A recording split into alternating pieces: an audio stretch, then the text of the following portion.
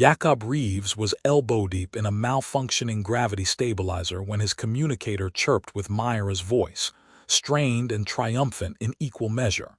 "Jakob, I need you in Atrium 7. I finally got the atmospheric regulator working, but I swear to God if you make one joke about my calibration technique, I'm spacing you." He grinned, extracting himself from the maintenance panel and wiping his hands on his already stained coveralls. No promises, be there in 5. The celestial drift was everything Jakob wasn't. Elegant, expensive, and perpetually full of people who'd paid more for their tickets than he made in a year. The cruise liner stretched nearly 2 kilometers from bow to stern, a floating monument to interstellar cooperation and luxury tourism. Humans, Elthari, Solar, Venturi, and a dozen other species wandered its corridors, sampling each other's cultures in carefully curated environments designed to prevent incidents. Jakob's job was to keep the ship running while staying invisible to the passengers who never wanted to think about things like oxygen recyclers or waste management. He liked it that way. Invisible was comfortable. Atrium 7 was one of the ship's showcase spaces, a soaring 3-story gallery with transparent aluminum walls that offered views of whatever stellar phenomenon they happened to be passing. Currently, that was the Viridian Nebula, all swirling purples and electric blues, which meant the atrium was crowded with tourists aiming their cameras and recorders at the view. Jakob spotted Myra crouched beside an environmental control panel, her red hair escaping from its tie, tools scattered around her like offerings to the gods of engineering. She looked up as he approached, and the relief on her face was almost comical. "Tell me it's working," Jakob said. "It's working. Took me 4 hours and a complete bypass of the secondary coolant system, but it's working." She stood, stretching with an audible crack of her spine. "I deserve a medal, or at least a drink that doesn't come from the staff dispensers." "You deserve both." Jakob examined her work, genuinely impressed. The atmospheric regulators on these old luxury liners were temperamental at best, actively malicious at worst. "This is solid work, Myra. Really." She smiled, some of the stress leaving her shoulders. Yeah. You're basically a miracle worker." "Damn right I am." It was a moment of genuine camaraderie, the kind that develops between people who spend long shifts together in the bowels of a ship while everyone else enjoys the view. Jakob, riding the high of seeing his friend succeed after a frustrating day, reached out to give her a congratulatory pat on the shoulder. Except Myra chose that exact moment to bend down to collect her tools. His hand, aimed for her shoulder, connected with something decidedly lower. The sound of the impact echoed slightly in the atrium's acoustic space. Myra straightened immediately, her expression caught between shock and amusement. Around them, several passengers glanced over at the noise. "Did you just—" Myra started. "I was aiming for your shoulder." Jakob's face was already burning. "You moved. You slapped my ass in the middle of a public atrium." "It was an accident, a spatial awareness failure, I'm sorry." Myra burst out laughing, the kind of genuine laughter that made her whole body shake. "Oh my God, your face right now. Jakob, it's fine. I know you're not a creep. You're just an idiot." "I can live with idiot," Jakob muttered, painfully aware that at least a dozen people were now watching them with varying degrees of interest. "Can we please never speak of this again?" "Absolutely not. I'm telling everyone in engineering. This is going in my next message home." She collected the last of her tools, still grinning. "Come on, let's get out of here before you accidentally assault anyone else." They headed toward the service corridors, and Jakob allowed himself to relax. It was embarrassing, sure, but Myra wasn't actually upset, and in a few hours it would just be another story to laugh about over terrible cafeteria coffee. He had no idea that somewhere behind them, a solar princess had frozen mid-step, her entire entourage stopping with her, as she stared at the human maintenance worker who just performed the most sacred and audacious act in her culture's matrimonial traditions. No idea that the cultural attaché in her group had gone pale, or that the royal guards had immediately begun recording everything on their official devices, or that the religious official was already consulting the ancient texts on his data pad. Jakob just walked away, completely oblivious, already thinking about what to have for lunch. Destiny, it seemed, had a terrible sense of humor. Jakob was running a diagnostic on the power conduit in Engineering Bay 3 when 6 solar guards in full ceremonial armor appeared at the entrance. Each stood nearly 7 feet tall, their polished chest plates reflecting the bay's work lights. Their long ears swept back in what Jakob had learned from cultural briefings was a formal posture. The lead guard, a woman whose armor bore more elaborate engravings than the others, consulted a holographic display and then fixed her gaze on Jakob. Jakob Reeves, Human Maintenance Technician, Employee Identification 7749. Jakob looked up from his diagnostic scanner, confusion warring with a sudden spike of anxiety. "That's me. Is there a problem?" "You are requested to appear before Princess Velena of the Solar Dynasty. Immediately." The entire engineering bay went quiet. Even the ambient hum of the ship system seemed to drop in volume. Jakob's co-worker, a Venturi named Kelly's, made a sound that might have been a suppressed laugh or possibly a prayer. "I'm sorry, what?" Jakob set down his scanner carefully, as if sudden movements might make this situation worse. "Why would a princess want to see me?" "You will be informed by Her Highness directly. This is not a request for clarification. This is a formal summons." Jakob's mind raced through every interaction he'd had with passengers in the last month. He'd been careful, followed all the protocols, hadn't said anything that could be construed as offensive to any species. He came up blank. "Am I in trouble?" The guard's expression didn't change. "You will accompany us now." There wasn't really room for negotiation when 6 armed guards made a request, formal or otherwise. Jakob followed them out of engineering, acutely aware of the stares from his coworkers and the tourists they passed. The guards led him through corridors he'd only seen on schematic displays, past checkpoints that required authorization he didn't have, until they reached the ship's diplomatic section. The suite they entered was larger than Jakob's entire living quarters. Floor to ceiling, windows displayed the Viridian Nebula in panoramic glory. Furniture that probably cost more than a year's salary was arranged in conversational clusters. And in the center of it all stood a woman who could only be Princess Velena. She was tall, even for a solar, with elegant features and those characteristic long ears that seemed to track sounds with independent precision. Her clothing was formal but not ostentatious, deep blue fabric with silver threading that caught the light when she moved. She was surrounded by at least a dozen people.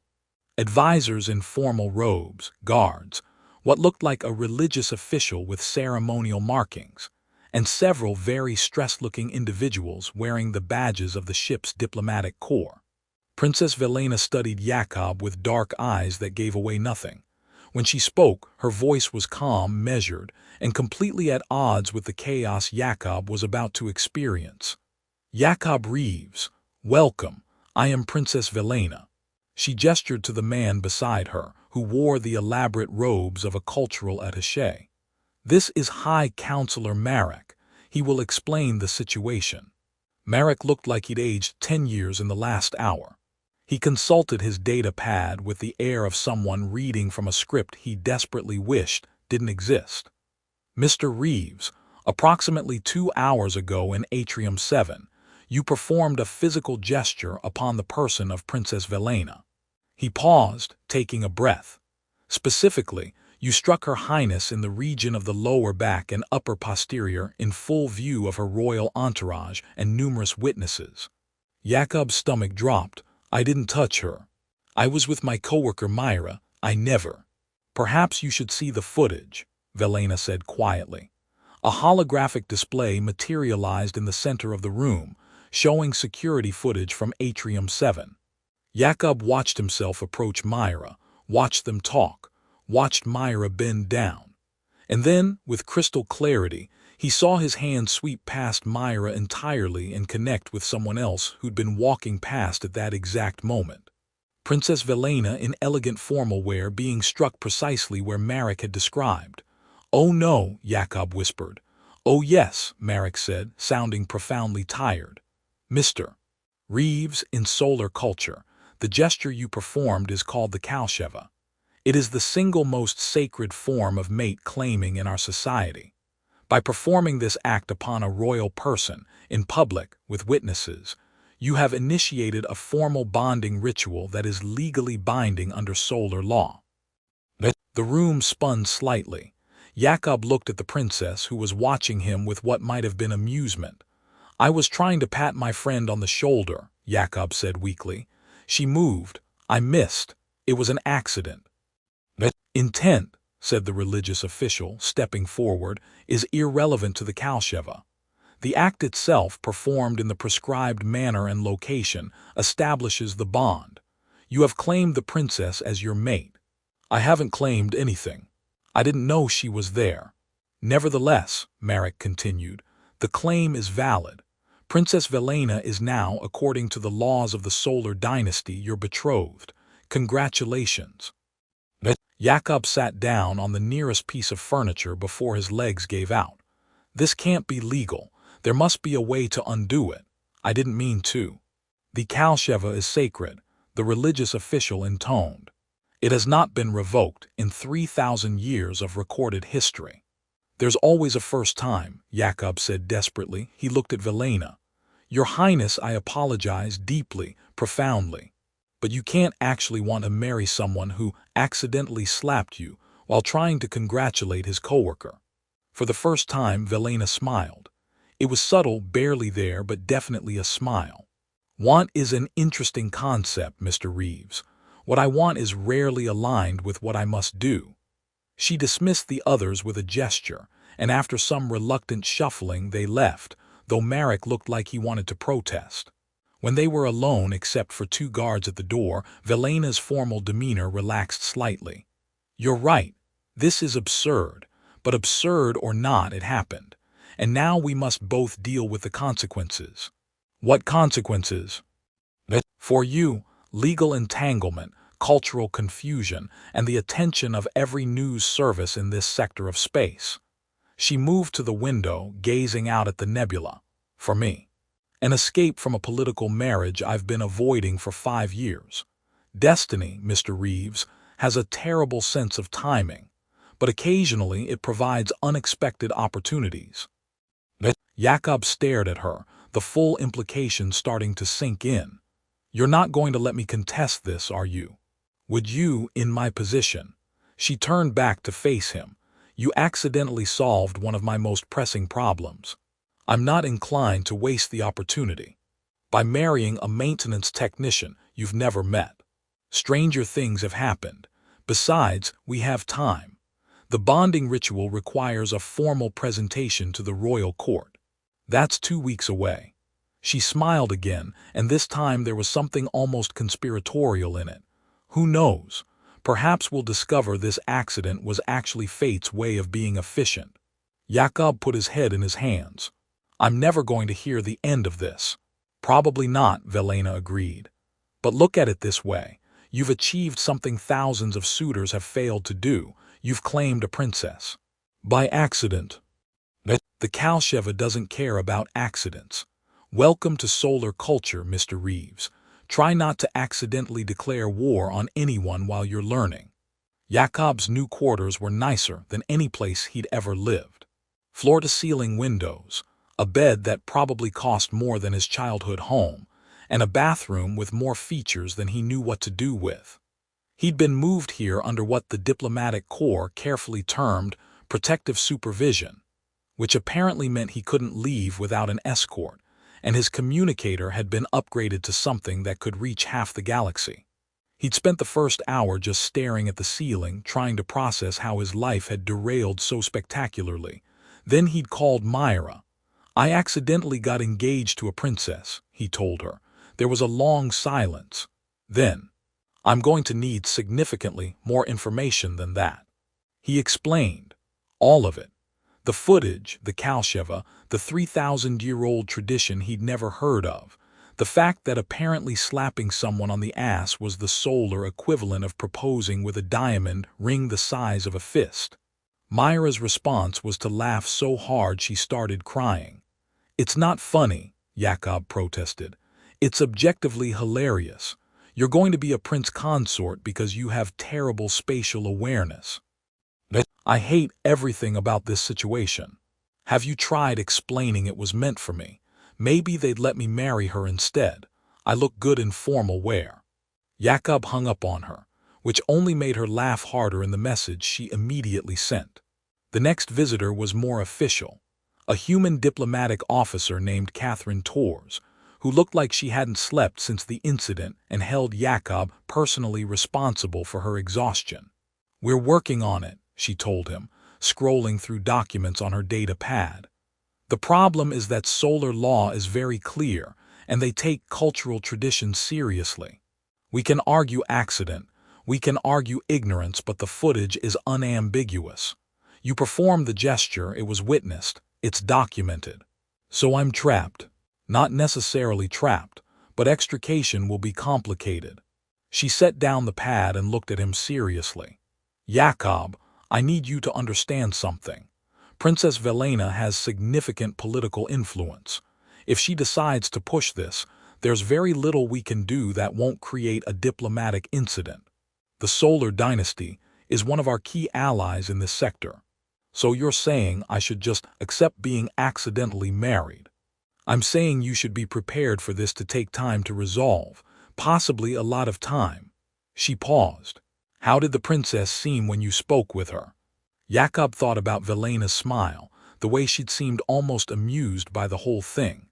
Disturbingly okay with it, actually. That tracks with what we're hearing. Apparently, she's been under enormous pressure to accept a political marriage. Your accidental claim gives her legal grounds to refuse other suitors while this gets sorted out. So I'm a convenient excuse. You're an unexpected solution to her problem. Whether that works out better or worse for you remains to be seen. After Tors left, Jakob spent several hours reading everything he could find about solar culture, and immediately regretted it. The Kalsheva wasn't just a claiming ritual, it was considered one of the most romantic gestures in their society. The boldness required to perform it publicly, the confidence it demonstrated, the respect it showed by making the claim witnessed rather than private. He'd done it by accident while trying to congratulate someone else. The universe had a sick sense of humor. Velena appeared at his door that evening without warning, dismissed the guard who'd been stationed outside, and invited herself in with the casual authority of someone who'd never been told no in her life. "I wanted to see how you were adjusting," she said, examining his quarters with interest. "These are nicer than my own suite. Your suite has 3 rooms and its own dining area." "Yes, but yours has that excellent view of the nebula." "I'm jealous." She settled into one of the chairs by the window with easy grace. "Have the diplomats been helpful?" "They've been diplomatic. Lots of words that mean, we'll try but probably can't help." Jakob remained standing, unsure of the protocol for when royalty decided to visit. "Tors thinks you're using me as a convenient excuse to avoid political marriage." Tors is perceptive. Velena showed no embarrassment at being called out. "I've had suitors from 6 different dynasties in the past year alone, all of them politically motivated, all of them utterly tedious. Your accident has bought me time I desperately needed. Glad to be of service, I guess. Don't be bitter it doesn't suit you." She gestured for him to sit. "Jakob, I'm not your enemy here. I'm simply making the best of an absurd situation." He sat, exhaustion overriding his discomfort. "What happens in 2 weeks when we reach your homeworld?" "The formal presentation to the royal court. It's required for any bonding involving royalty. You'll be evaluated, I'll confirm the claim, and it becomes official unless someone successfully contests it." "Can I contest it?" "You can. With human diplomatic backing, you'd probably win. Plans are overrated." Velena's tone softened slightly. I've had my entire life planned by other people since before I could walk. Royal duty, political necessity, strategic advantage. Do you know what's never been part of that plan? My own choice. And you're choosing me, someone you don't even know.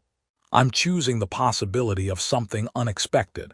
Whether that includes you remains to be seen. She stood, preparing to leave. We have 2 weeks until the presentation. I suggest we use that time to actually get to know each other. Then, when you stand before the council, at least your decision will be informed. What if I decide to contest?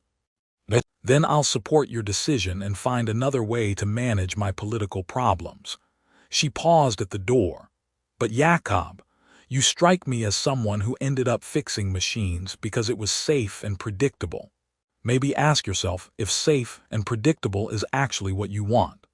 After she left, Jakob sat by the window for hours, watching the Viridian Nebula's colors shift and swirl, thinking about choices and accidents, and the strange way life sometimes pushed you in directions you never planned to go. The next 12 days were among the strangest of Jakob's life.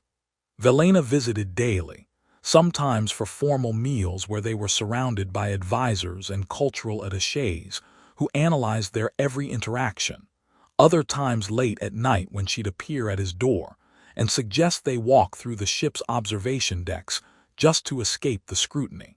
He learned that she loved mathematics, that she'd been educated in 17 different fields, because royal children were expected to be competent in everything, and that she found most court functions unbearably dull, but had perfected the art of looking interested while mentally solving complex equations.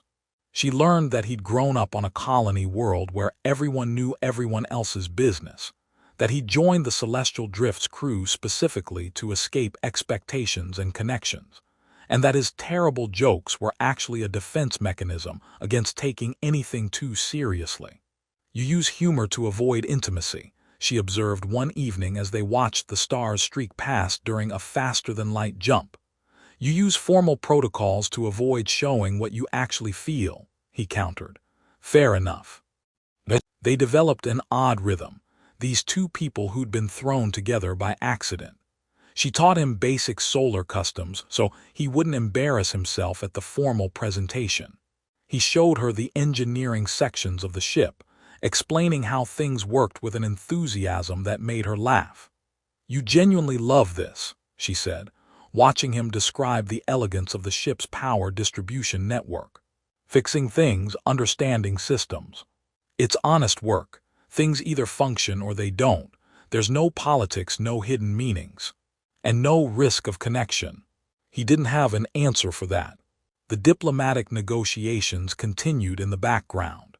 Human representatives argued precedent and cultural misunderstanding. Solar officials countered with sacred tradition and legal clarity.